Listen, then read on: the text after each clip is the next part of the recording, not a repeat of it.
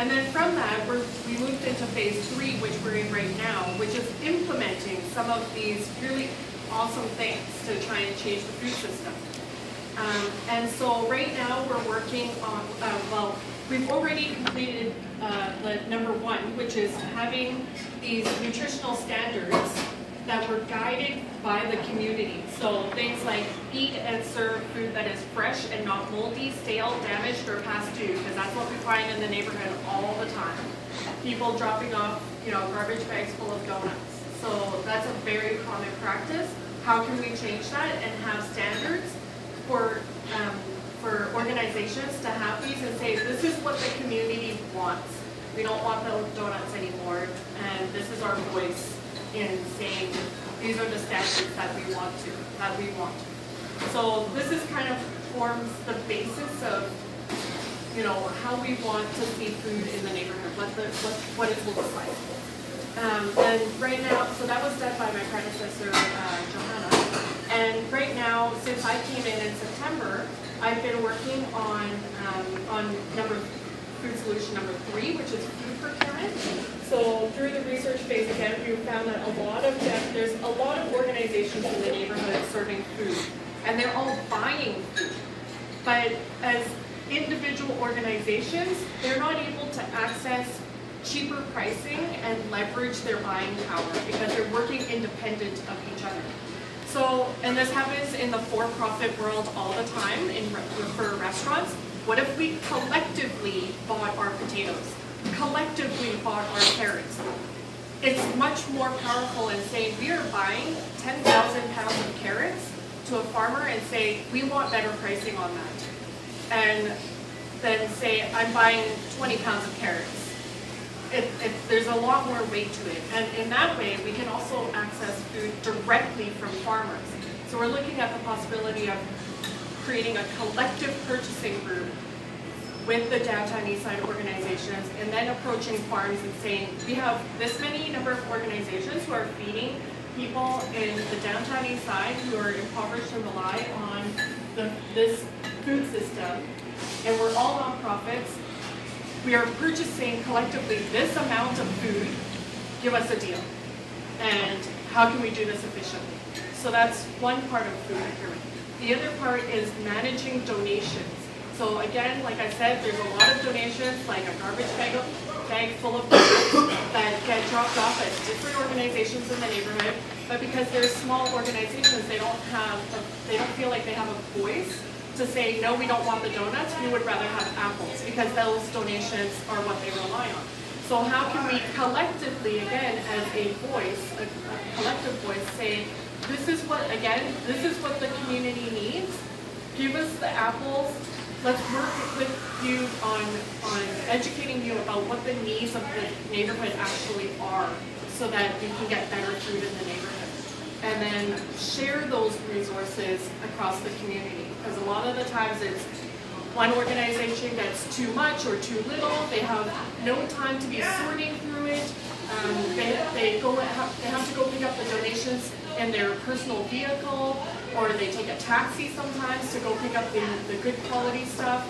And there's no infrastructure or coordination to have a better management of these donations that are flowing into the neighborhood. And there's a lot of them. So we're working on that as well with a consultant. Another aspect that we're working on is menu development and recipes. There's a lot of organizations that are kind of working with nutritionists and taking the time to do that and money out of their pocket, and then they go and serve some food that is like, oh, we're not sure if people are going to like this, and it's always trial and error. Let's stop with the trial and error and let's learn from each other. So the menu development and recipes is to try and share our collective experiences of serving food in the neighborhood. And how can we do that better? How can we stop reinventing the wheel? Because that's a lot of time and resources and money that's put into that. So that's currently in progress.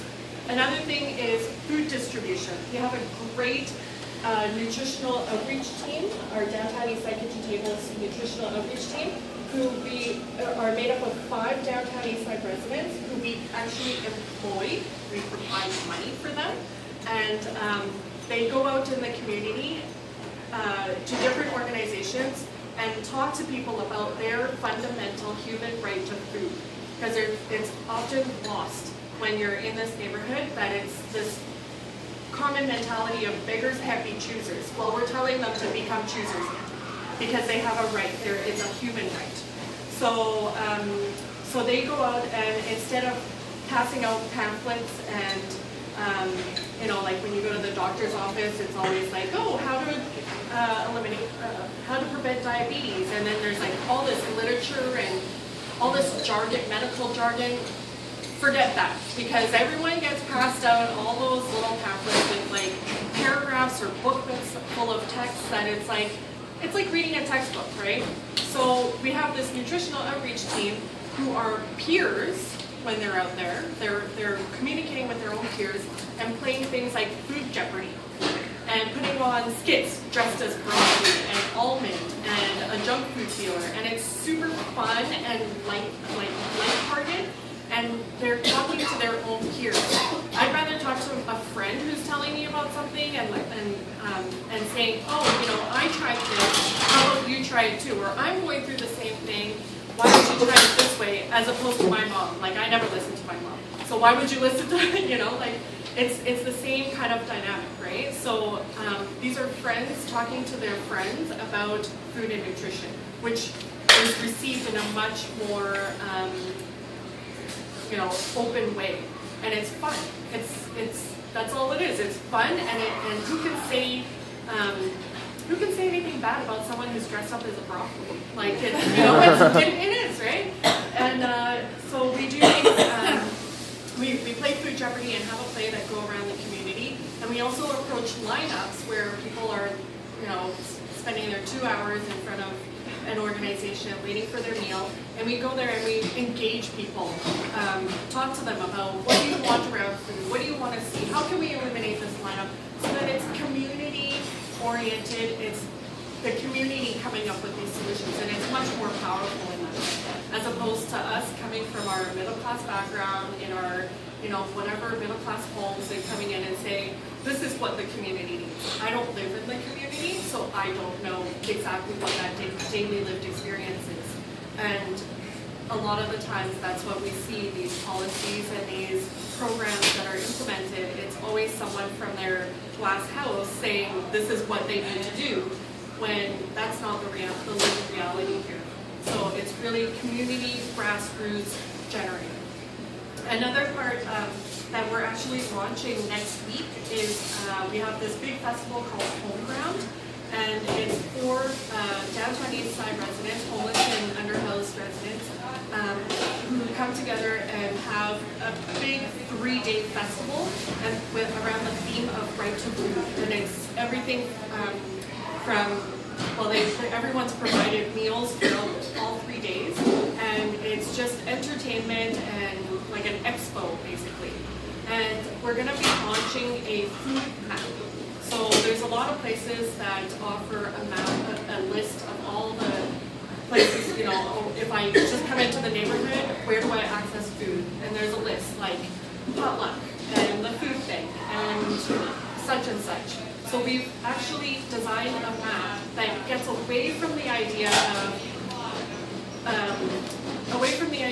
of like listing just the organizations and the time. It's centered around how a person looks at where they access food. So it's, you know, instead of saying, oh, Potluck has food at this time and this time, isn't that time? Well, what if there's a lineup and I don't know how many meals they serve, and you know, it's a long process to go through a list of 40 different places. And it's very detailed, it's inaccessible, it's not user-friendly. So we've come up with a map concept that is organized around time. Because when you're hungry, you think, what time is it? And then, where is their food? And so we've created this booklet that we're actually handing out to the neighborhood, and it's organized around time, so it's a 24-hour day, and listed is at what time is there a place that's offering food. And it's totally flipping it on its head. And in that way, we can actually see where there is not food in the neighborhood. Because that is really important for people who in this neighborhood have to take medications for their different ailments. And so when you take medication, you're supposed to eat food. And if you don't have money to buy food, what are you going to do? So showing those gaps are really important so that we can be empowered to go to the different organizations and say, look, everyone's offering food at 11 a.m. There's 3,000 meals being served at that time and none at 3 a.m. So how can we schedule this so that food is available all day long? Because there are people that go out bidding at night and they have no sustenance at that time. So arranging it in that way gives us a lot of power to try and fuel organizations to change the way they distribute food. And I hope everything I've said makes sense. There's a lot more stuff that I haven't talked about, and you can find all of that on our website. But those are the major things that we're doing that are kind of in play right now and really exciting. And yeah, do you guys have any questions? Yeah. What is the website? Sorry? What's the website? It's dteskitchentables.org. So it's on all the pamphlets. And yeah, you can find and we're not about, doing something and then saying, oh, it's mine. It's, like being territorial about it and owning that, all that information. We like to share our information and say, you have a problem in your community around food security. Here, these are our learning lessons. These are our best practices. Take it, use it, pilfer it. Like whatever you can do with it to improve food and nutrition in your community, do it. We're not about hoarding that information because really it's about people in the neighborhood and getting food to them. You mentioned earlier that the first thing you guys did was research. Mm-hmm. Was that mainly just talking to community members, or did it go beyond that at all? Or? Yeah, so I wasn't here for that time, but I do know that we hired a number of people in the community to go out, and I believe they had like survey sheets, and they had some really simple like one-answer questions or couple answers, and then I think they might have done some focus groups. I'm not sure, but it wasn't like, here's this big long form that you have to read and give us your name and your address and your phone number, like government survey type of stuff. People don't have phones here. Sometimes they don't have addresses. So tailoring that research or that strategy to how people live on a daily basis here. Yeah. And it was again more powerful to have your peers come up and ask you, where do you access food? If I were to, even me as someone who's worked in the neighborhood, to go up to someone and say, hey, where do you access food? Some people would be like, what do you care? And, give me the finger or something. Like it's a dynamic that's there, right? So having been able to employ people in the neighborhood and provide job opportunities for them to do this kind of stuff is really powerful. Yeah, this question's like really off topic and it's probably like nothing to do with like this. No. But I work in a movie theater and at the end of the night we have like a lot of popcorn that's left over. And like I know it's not the healthiest food, but like we literally like throw it the full garbage full. Is there anything you would suggest as to like what we can do with it instead of just throwing it out? Compost?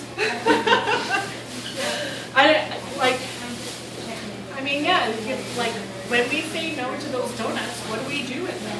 It is food, but it's unfortunately we've created this kind of feast where, and not just in this neighborhood, but throughout all impoverished communities, where it's like, oh, you don't want it? Why don't you give it to the poor? And we want to eliminate that mentality. If you wouldn't eat it, then don't give it to somebody else to eat. So It's a difficult one, but I would say compost it. Okay, that's, yeah. We don't need to do that, so that's easy. There you go. There you go. That'll fuel your composting program then. Yeah. Any other questions?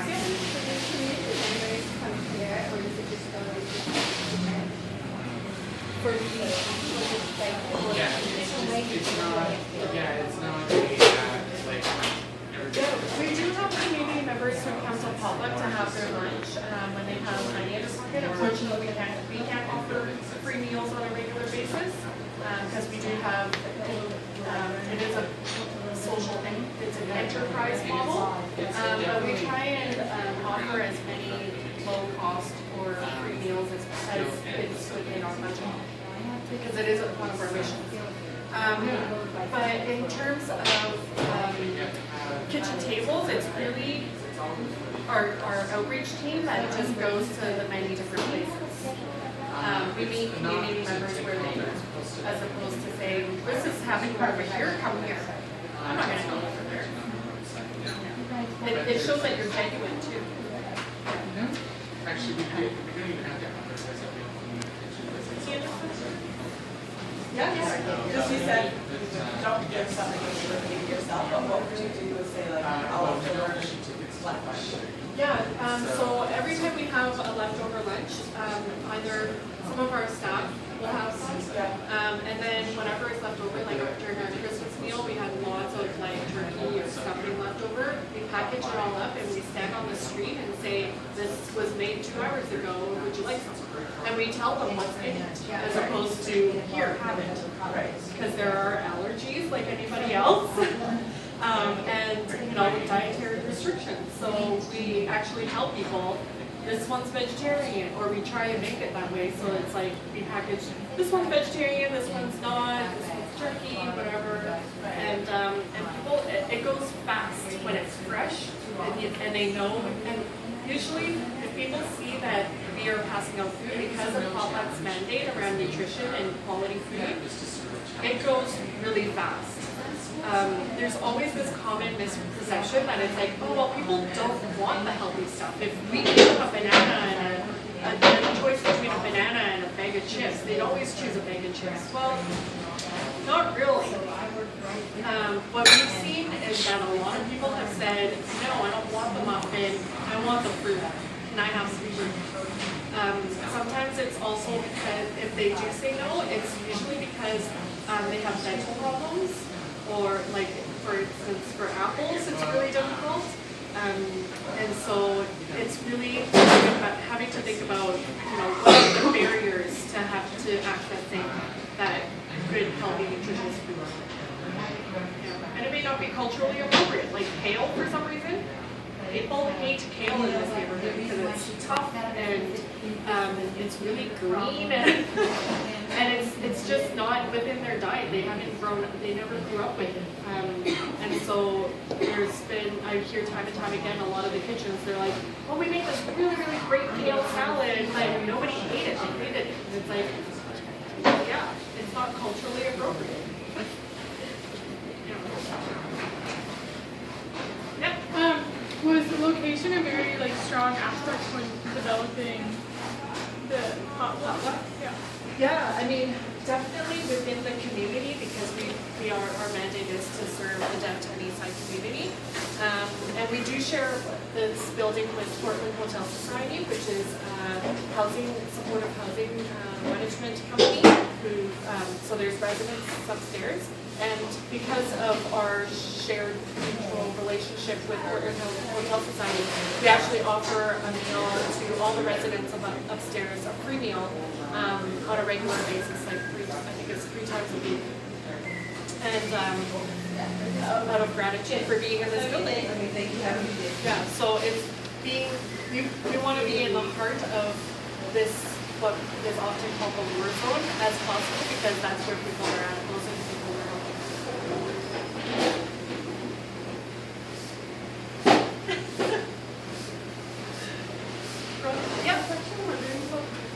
Oh yeah.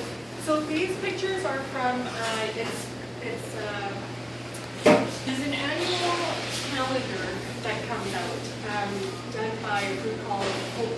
Hope and Shadows.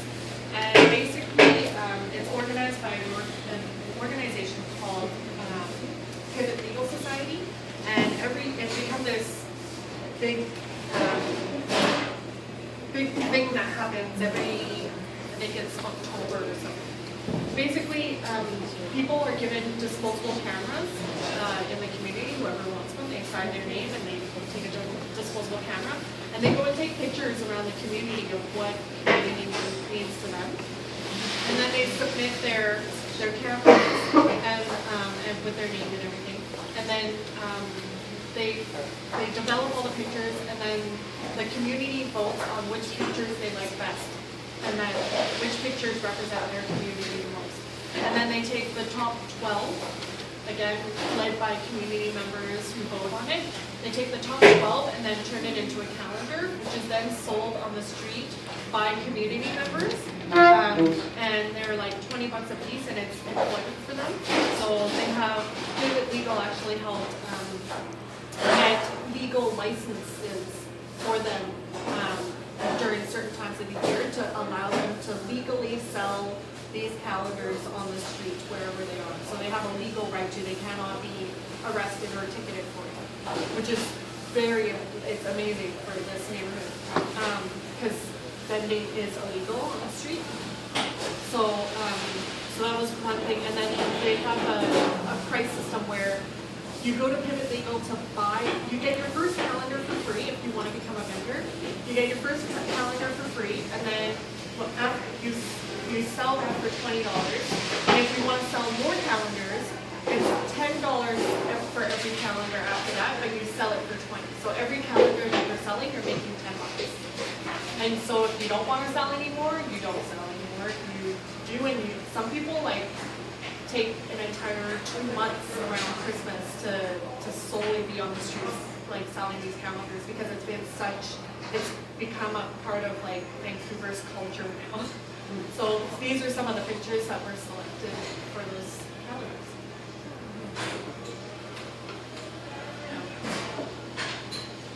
Thanks so much, you guys, for coming in. I really enjoyed it, and sorry about talking so much.